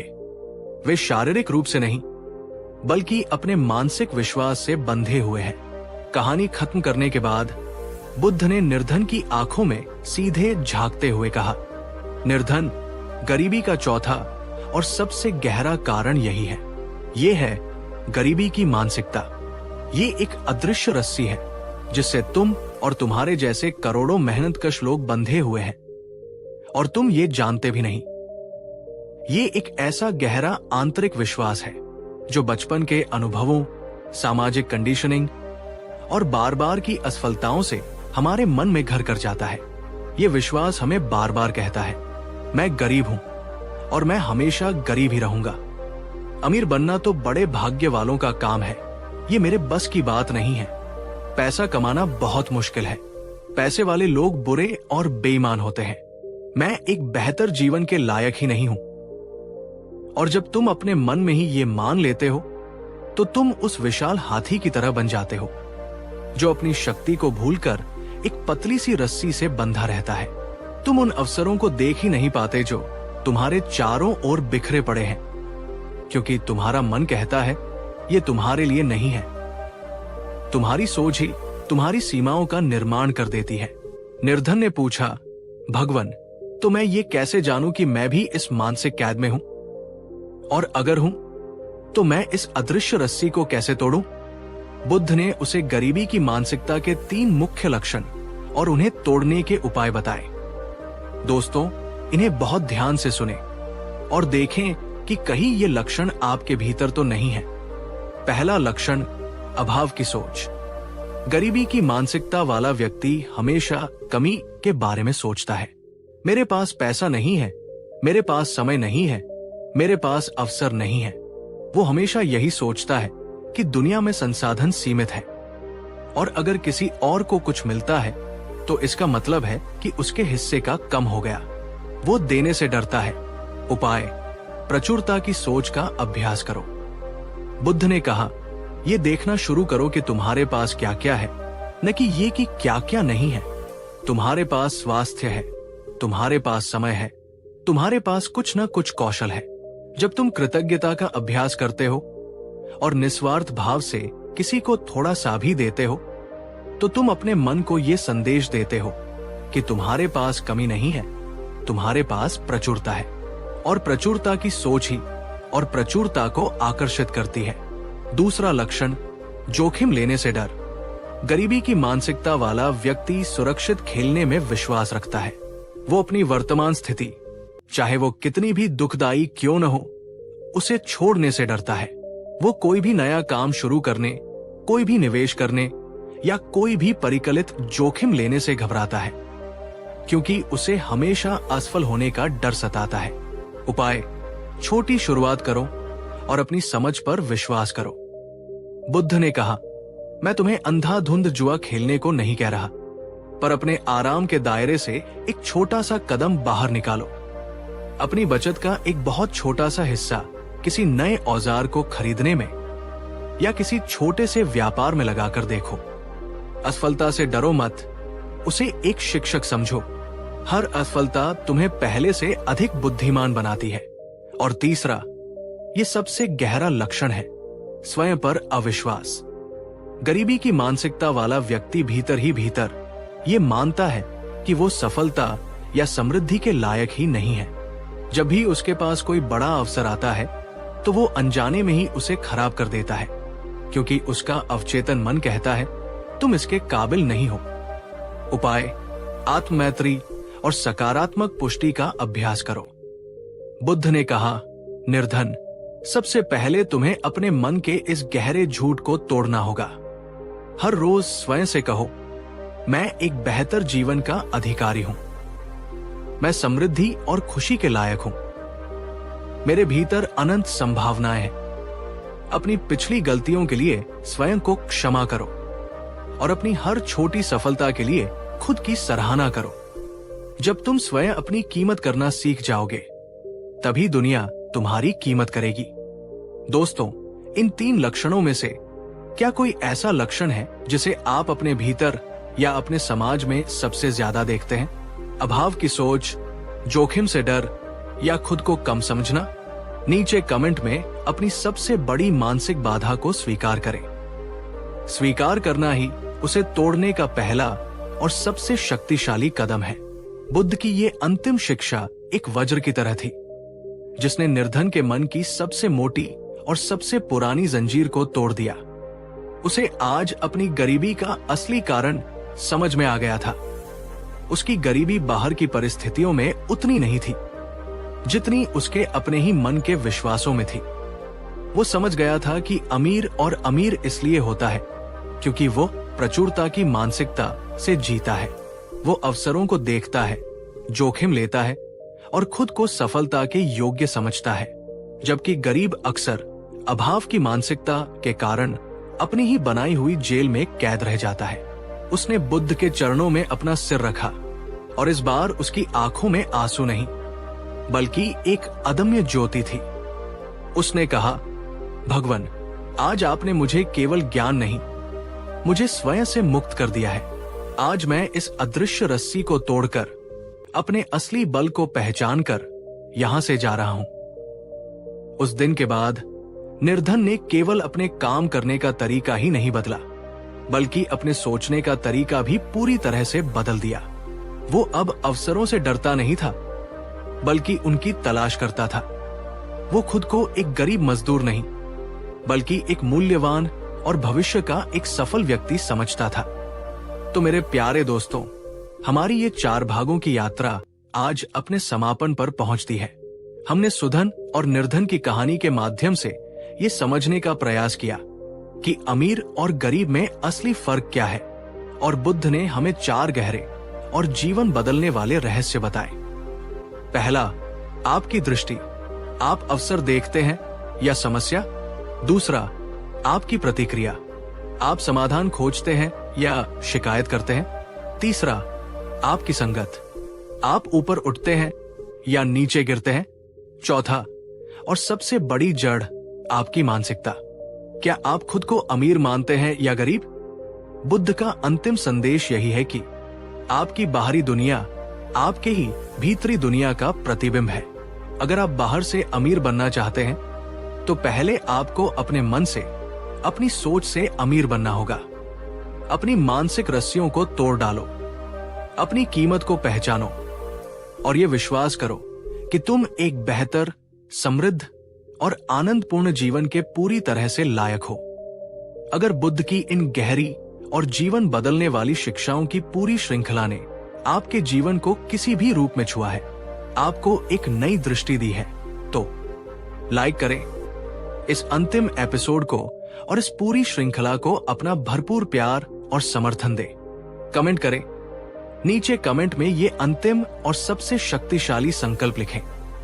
मैं अपनी मानसिक गरीबी को आज से समाप्त करती हूं। शेयर करें इस पूरी श्रृंखला को अपने दोस्तों, परिवार और हर उस व्यक्ति के साथ साझा करें जो अपने जीवन में सकारात्मक बदलाव लाना चाहता है। आपका एक शेयर किसी के पूरे जीवन को रूपांतरित कर सकता है। और हाँ, ये श्रृंखला भले ही समाप्त हो रही हो, पर हमारी ज्ञान यात्रा जारी रहेगी। भविष्य में बुद्ध और अन्य महापुरुषों की ऐसी ही गहरी शिक्षाओं से जुड़े रहने के लिए हमारे चैनल को सब्सक्राइब करना और बेल आइकन को दबाना न भूलें। याद रखिए, बुद्ध ने सिखाया है, गरीबी कोई अभिशाप या स्थायी नियति नहीं है। ये केवल अज्ञानता का एक रूप है जिसे प्रज्ञा और सही कर्म से पूरी तरह मिटाया जा सकता है। इस अविस्मरणीय यात्रा में शुरू से अंत तक हमारे साथ बने रहने के लिए आपका हृदय की गहराइयों से धन्यवाद। आपका जीवन बाहरी और भीतरी दोनों प्रकार की सच्ची समृद्धि से परिपूर्ण हो। भवतु सब्ब मंगल। नमस्कार दोस्तों, और स्वागत है एक ऐसी ज्ञान यात्रा में जो शायद आपके जीवन की सबसे बड़ी उलझन, सबसे बड़े भ्रम को हमेशा के लिए दूर कर दे। आज मैं आपसे एक ऐसा सवाल पूछना चाहता हूं जो हजारों सालों से हर इंसान के मन को कचोटता रहा है। हमारा भविष्य कौन लिखता है? क्या ये पहले से ही किसी अदृश्य किताब में, किसी नियति के रूप में लिखा जा चुका है? क्या हमारे जन्म के समय आकाश में घूम रहे ग्रहनक्षत्र हमारी पूरी जिंदगी की कहानी तय कर देते हैं? या क्या हम, आप और मैं अपने ही भविष्य के लेखक हैं? क्या हमारे हाथ में वो कलम है जिससे हम अपनी किस्मत की कहानी खुद लिख सकते हैं? ये एक ऐसा सवाल है जो हमें दो रास्तों पर खड़ा कर देता है। एक रास्ता है भाग्यवादिता का, जहां हम ये मान लेते हैं कि सब कुछ पहले से तय है और हम केवल कठपुतलियां हैं। ये रास्ता आसान है, पर यह हमें असहाय और जिम्मेदारी से मुक्त बना देता है। और दूसरा रास्ता है कर्मवादिता का, जहां हम ये मानते हैं कि हमारा हर विचार, हमारा हर कर्म हमारे भविष्य का निर्माण कर रहा है। यह रास्ता चुनौतीपूर्ण है, पर यह हमें शक्तिशाली और अपने जीवन का स्वामी बनाता है। आज हम इस सबसे बड़े द्वंद्व का, इस सबसे बड़े रहस्य का अंतिम समाधान खोजने जा रहे हैं। और यह समाधान हमें कोई साधारण गुरु या दार्शनिक नहीं, बल्कि स्वयं तथागत गौतम बुद्ध देंगे। जी हाँ, बुद्ध ने आज से 2500 साल पहले किस्मत, भाग्य, नियति और कर्म के इस जटिल रिश्ते को बहुत ही गहराई से, बहुत ही वैज्ञानिक तरीके से समझाया था। उन्होंने हमें वो सच्ची शिक्षा दी थी जो हमें भाग्य का गुलाम नहीं, बल्कि अपने भविष्य का निर्माता बनाती है। इस वीडियो में हम न केवल ये जानेंगे कि कर्म क्या है, बल्कि ये भी समझेंगे कि ये काम कैसे करता है। हम उन कहानियों को सुनेंगे, उन तर्कों को समझेंगे जिन्होंने उस समय के बड़े बड़े ज्योतिषियों और भाग्यवादी पंडितों को भी निशब्द कर दिया था। तो दोस्तों, अगर आप भी अपनी जिंदगी की बागडोर किसी और के हाथ में नहीं, बल्कि अपने ही हाथों में लेना चाहते हैं, तो इस वीडियो को अंत तक जरूर देखिएगा, क्योंकि इसका हर एक शब्द, हर एक कहानी आपके जीवन की दिशा बदल सकती है। और हाँ, अगर आप बुद्ध की इस सच्ची और साहसी शिक्षा में विश्वास रखते हैं, तो अपनी उपस्थिति दर्ज कराने के लिए इस वीडियो को अभी एक लाइक जरूर करें और नीचे कमेंट में लिखिए, मैं अपने भविष्य का निर्माता हूं। तो चलिए शुरू करते हैं इस अद्भुत रहस्य की खोज। ये कहानी है उस समय की जब बुद्ध अपनी ज्ञान यात्रा के दौरान एक ऐसे गांव में पहुंचे जो पूरी तरह से भाग्यवादिता के अंधकार में डूबा हुआ था। उस गांव के लोग मेहनत करने से कतराते थे। उनके खेत बंजर पड़े थे, उनके घर टूटे फूटे थे और उनके चेहरों पर एक अजीब सी निराशा और आलस्य था। जब भी कोई उनसे उनकी इस दुर्दशा का कारण पूछता तो उन सबका एक ही जवाब होता था, क्या करें, हमारी किस्मत ही खराब है, हमारे भाग्य में यही लिखा है।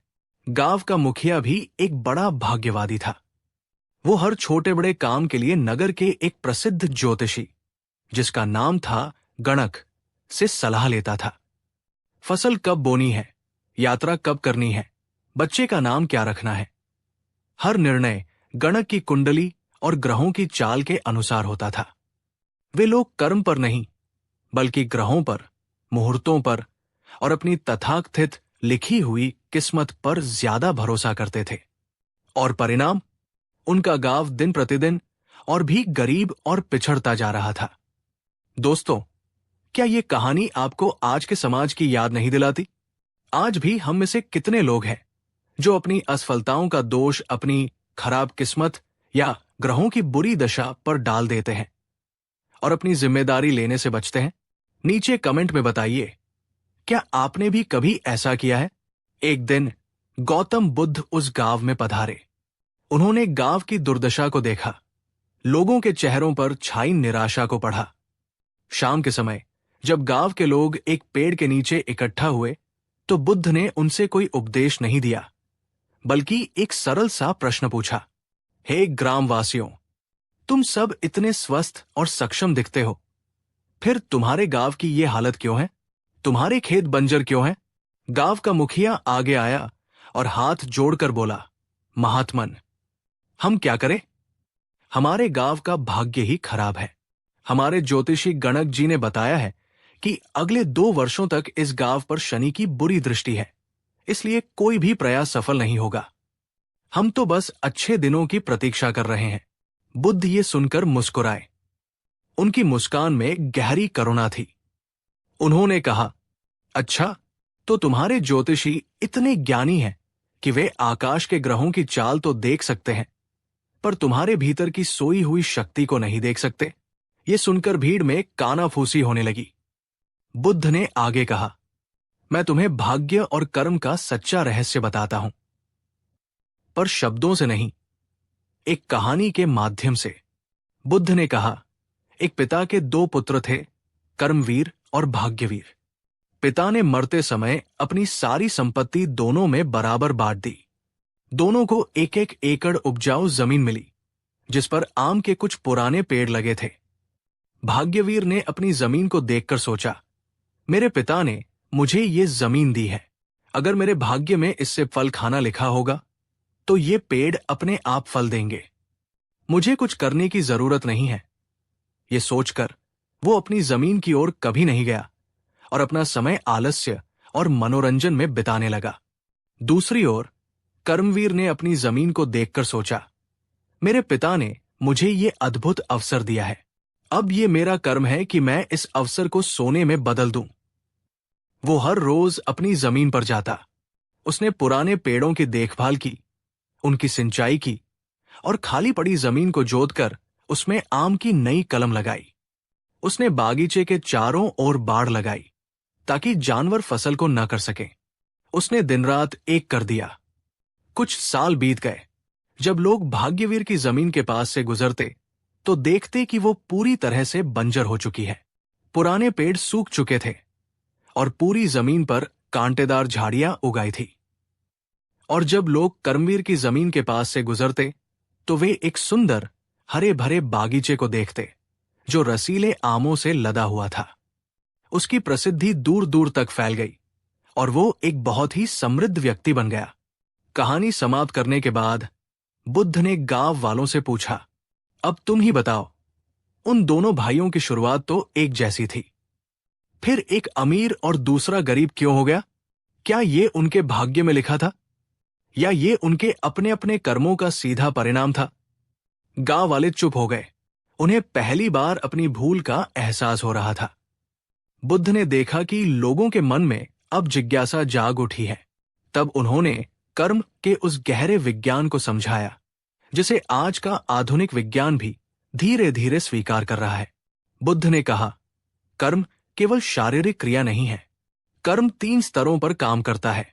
पहला, मनसा। सबसे पहला और सबसे शक्तिशाली कर्म है तुम्हारा विचार।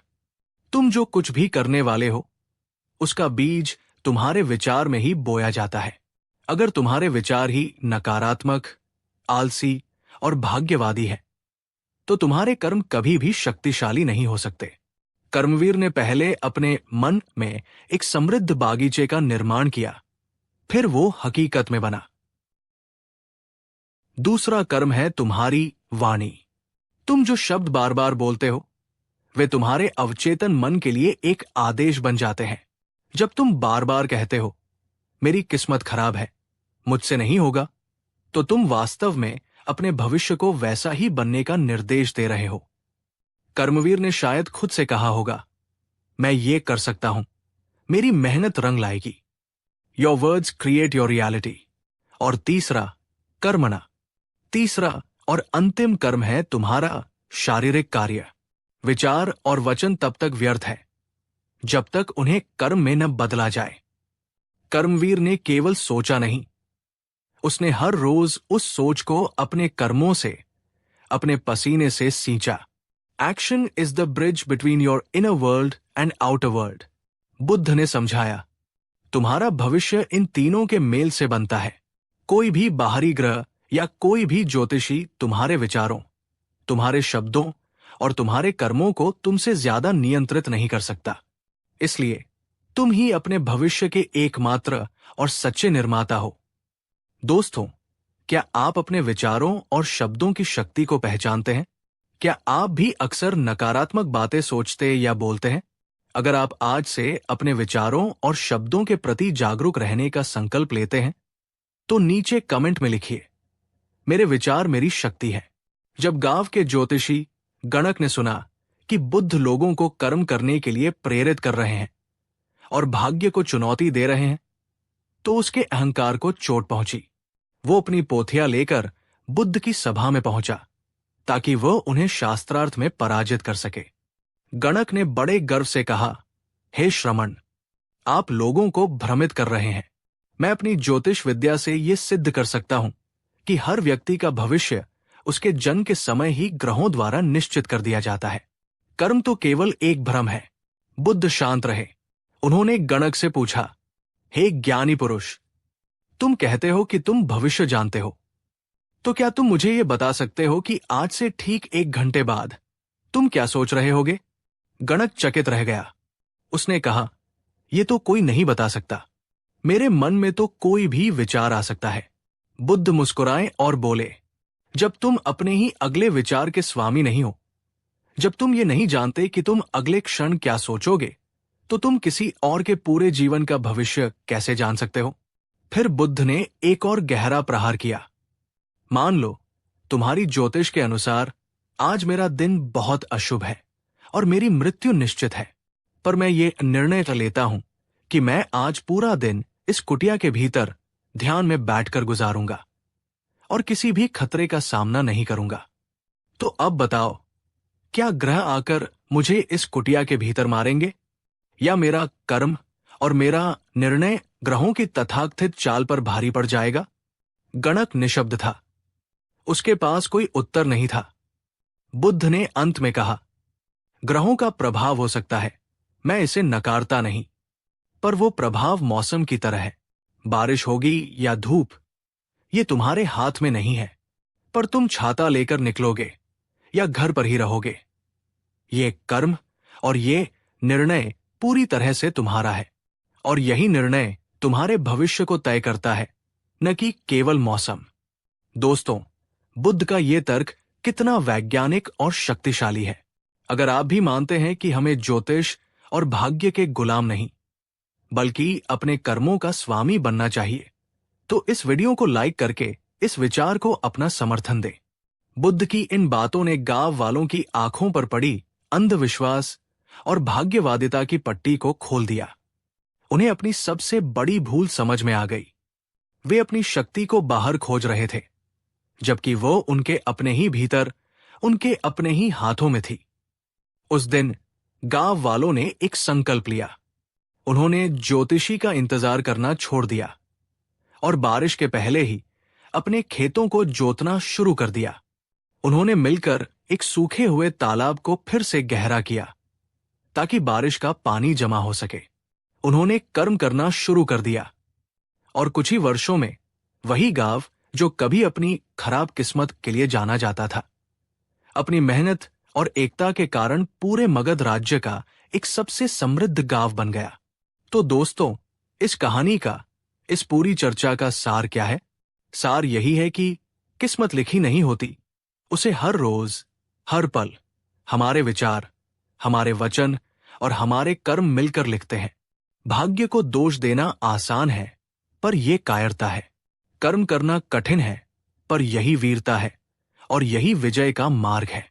अगर बुद्ध की ये गहरी और जीवन बदलने वाली शिक्षा आपके दिल तक पहुंची है, अगर आपको भी ये एहसास हुआ है कि आप अपने भविष्य के निर्माता स्वयं हैं, तो इस वीडियो को अपना पूरा समर्थन दीजिए। इसे लाइक जरूर करें। यह हमारे परिश्रम को आपका स्नेह देता है। इस वीडियो को अपने उन सभी दोस्तों और परिवार वालों के साथ शेयर करें जो आज भी अपनी असफलताओं के लिए किस्मत को कोस रहे हैं।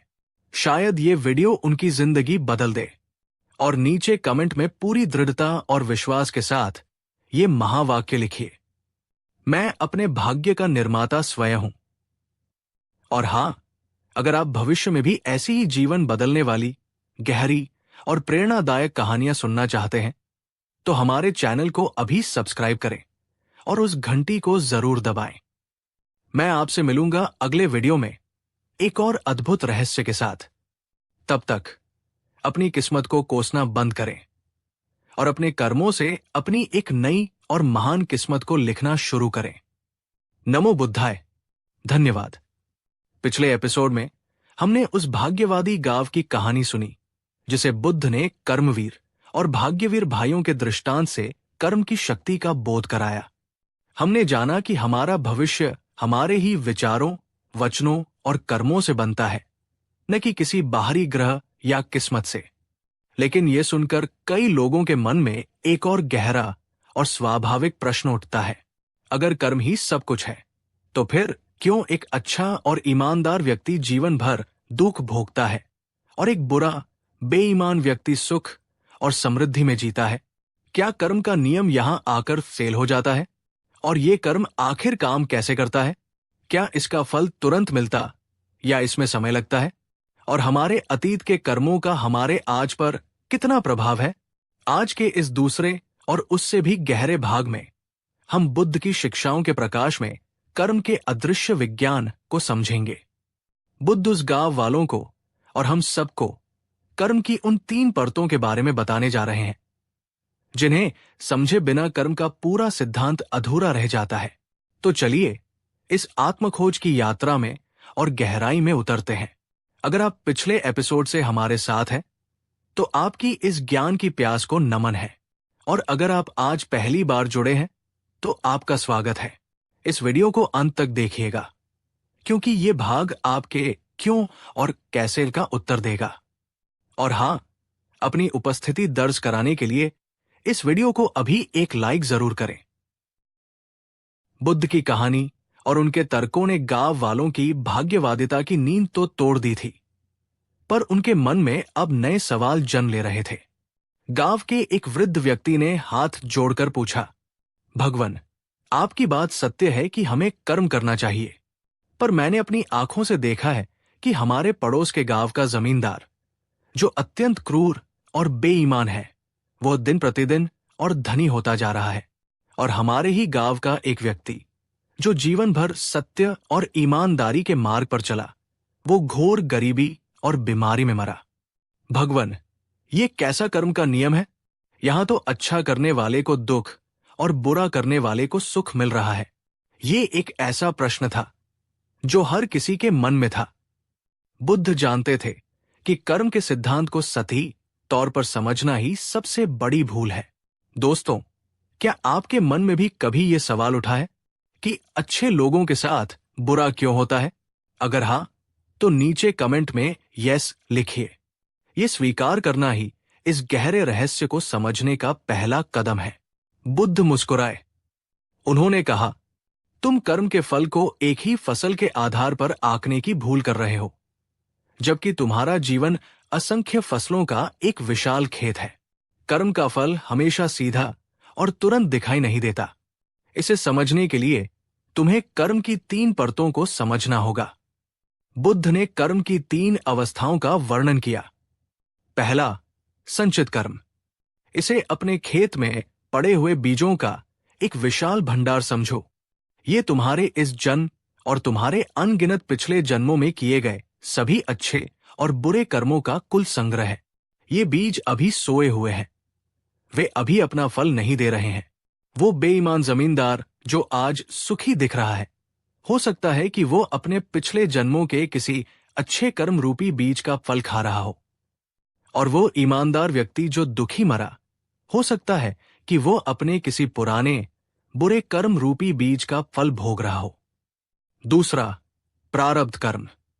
ये उन बीजों की तरह है जिन्हें तुमने इस मौसम में बो दिया है और अब वे अंकुरित होकर अपनी फसल देने लगे हैं। ये तुम्हारे संचित कर्मों का वो छोटा सा हिस्सा है जो इस जीवन में फल देने के लिए तैयार हो चुका है। तुम्हारा ये शरीर, तुम्हारा परिवार, तुम्हारी कुछ जन्मजात परिस्थितियां, ये सब प्रारब्ध का हिस्सा हो सकती है। इसे बदलना बहुत कठिन होता है, पर असंभव नहीं। और तीसरा, क्रियमाण कर्म। ये सबसे महत्वपूर्ण है। ये तुम्हारे हाथ में मौजूद बीजों की तरह है जिन्हें तुम अभी इसी क्षण अपने खेत में बो रहे हो। तुम्हारे आज के विचार, तुम्हारे आज के वचन और तुम्हारे आज के कर्म, यही तुम्हारा क्रियमाण कर्म है। तुम्हारे पास ये पूरी स्वतंत्रता है कि तुम कौन से बीज बोना चाहते हो, अच्छाई के या बुराई के। बुद्ध ने समझाया, तुम अपने प्रारब्ध को कोसने में अपना समय व्यर्थ मत करो, बल्कि अपने क्रियमाण कर्म को इतना श्रेष्ठ और शक्तिशाली बनाओ कि तुम भविष्य में एक नई और बेहतर फसल काट सको। तुम्हारे आज के अच्छे कर्म तुम्हारे अतीत के बुरे कर्मों के प्रभाव को भी कम कर सकते हैं। ठीक उसी तरह जैसे मुट्ठी भर नमक को एक गिलास पानी में डालो तो वो खारा हो जाता है, पर उसी मुट्ठी भर नमक को एक बड़ी झील में डालो तो उसका कोई असर नहीं होता। अपने अच्छे कर्मों की झील को इतना विशाल बना लो। गांव वालों ने पूछा, भगवन, पर यह होता कैसे है? हमारे कर्म हमें कैसे प्रभावित करते हैं? बुद्ध ने कर्म के मनोविज्ञान को समझाया। बुद्ध ने कहा, जब तुम कोई कर्म बार बार करते हो, चाहे वो क्रोध करने का हो या दया करने का, तो तुम्हारे मन में एक संस्कार या एक आदत का गहरा रास्ता बन जाता है। तुम्हारा मस्तिष्क उसी रास्ते पर चलने का आदी हो जाता है। जब तुम बार बार क्रोध करते हो, तो तुम क्रोध करने में कुशल हो जाते हो। तुम्हारा मन छोटी छोटी बातों पर भी क्रोध को एक स्वाभाविक प्रतिक्रिया बना लेता है। ये क्रोध तुम्हारे शरीर में विष उत्पन्न करता है, तुम्हारे रिश्तों को खराब करता है और तुमसे ऐसे कर्म करवाता है जिनका तुम्हें बाद में पछतावा होता है। इस प्रकार तुम्हारा एक बुरा कर्म एक पूरे दुष्चक्र को जन्म देता है। इसके विपरीत, जब तुम बार बार करुणा का अभ्यास करते हो, तो तुम्हारा मन करुणा करने में कुशल हो जाता है। तुम दूसरों के दुख को समझने लगते हो। ये करुणा तुम्हारे मन को शांत करती है, तुम्हारे रिश्तों को मधुर बनाती है और लोग तुम्हारी ओर आकर्षित होते हैं और तुम्हारी मदद करना चाहते हैं। इस प्रकार तुम्हारा एक अच्छा कर्म एक पूरे सुचक्र को जन्म देता है। कर्म कोई बाहरी न्यायाधीश नहीं है जो तुम्हें दंड या पुरस्कार देता है। कर्म तो एक आंतरिक प्रक्रिया है जो तुम्हारे ही मन और तुम्हारी ऊर्जा को रूपांतरित करती है, और वही रूपांतरित ऊर्जा तुम्हारे लिए वैसी ही बाहरी परिस्थितियों का निर्माण करती है। दोस्तों, क्या आपने कभी ये महसूस किया है कि जब आप अच्छे मूड में होते हैं तो आपके साथ अच्छी अच्छी चीजें होती हैं, और जब आप बुरे मूड में होते हैं तो सब कुछ गलत ही होता जाता है? ये कर्म और ऊर्जा का ही खेल है। अगर आप आज से अपने हर कर्म के प्रति और अधिक जागरूक रहने का संकल्प लेते हैं, तो नीचे कमेंट में लिखिए, मैं जागरूक हूं। गांव वालों के मन का अंतिम और सबसे बड़ा संशय अब दूर होने वाला था। मुखिया ने पूछा, तो भगवन, क्या हम अपने क्रियमाण कर्म से अपने भविष्य को पूरी तरह से बदल सकते हैं? क्या हमारे अतीत के कर्म और हमारा प्रारब्ध हमें नहीं बांधेगा? बुद्ध ने एक अंतिम और सबसे शक्तिशाली दृष्टांत दिया। तुम्हारे अतीत के कर्म उस हवा की तरह है जो तुम्हारी नाव को एक दिशा में धकेल रही है। हो सकता है वो हवा तुम्हारे विरुद्ध हो। तुम उस हवा को नहीं बदल सकते, ये तुम्हारा प्रारब्ध है। परंतु तुम्हारे हाथ में तुम्हारी नाव की पतवार है। ये पतवार तुम्हारा क्रियमाण कर्म है, तुम्हारा वर्तमान का पुरुषार्थ है। तुम्हारे पास ये पूरी स्वतंत्रता है कि तुम अपनी पतवार को किस दिशा में मोड़ते हो। एक अकुशल नाविक हवा को कोसता रहता है और नाव को उसी दिशा में बहने देता है, पर एक कुशल नाविक, हवा चाहे कितनी भी विरुद्ध क्यों न हो, अपनी पतवार का सही उपयोग करके धीरे धीरे ही सही अपनी नाव को अपनी मंजिल की ओर ले ही जाता है। इसलिए अतीत में क्या हुआ, इस पर रोना बंद करो। भविष्य की चिंता करना बंद करो। अपनी पूरी शक्ति, अपनी पूरी चेतना अपने वर्तमान क्षण के कर्म पर, अपनी पतवार पर लगा दो। तुम्हारा भविष्य तुम्हारे ही हाथ में है। याद रखिए, बुद्ध ने सिखाया है, तुम अपने अतीत के कैदी नहीं हो, तुम अपने भविष्य के निर्माता हो। इस ज्ञान यात्रा में हमारे साथ बने रहने के लिए आपका हृदय से धन्यवाद। आपका हर कर्म कुशल और मंगलमय हो। भवतु सब मंगल।